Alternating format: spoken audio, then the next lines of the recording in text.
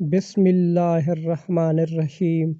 ابو موسیٰ اشعری رضی اللہ تعالی عنہ بیان کرتے ہیں کہ ایک دفعہ سورج گرہن ہوا تو نبی کریم صلی اللہ علیہ وآلہ وسلم بہت گھبرا کر اٹھے، اس ڈر سے کہ کہیں قیامت نہ قائم ہو جائے۔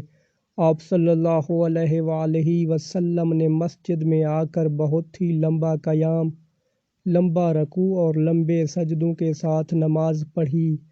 میں نے کبھی آپ صلی اللہ علیہ وآلہ وسلم کو اس طرح کرتے نہیں دیکھا تھا۔ آپ صلی اللہ علیہ وآلہ وسلم نے نماز کے بعد فرمایا کہ یہ نشانیاں ہیں جنہیں اللہ تعالیٰ بھیجتا ہے، یہ کسی کی موت و حیات کی وجہ سے نہیں آتی، بلکہ اللہ تعالیٰ ان کے ذریعہ اپنے بندوں کو ڈراتا ہے۔ اس لیے جب تم اس طرح کی کوئی چیز دیکھو تو فوراً اللہ تعالیٰ کے ذکر اور اس سے استغفار کی طرف لپکو۔ صحیح بخاری حدیث نمبر 1059۔ اللہ تعالیٰ ہمیں ان پیاری احادیث پر عمل کرنے کی توفیق عطا فرمائے، آمین۔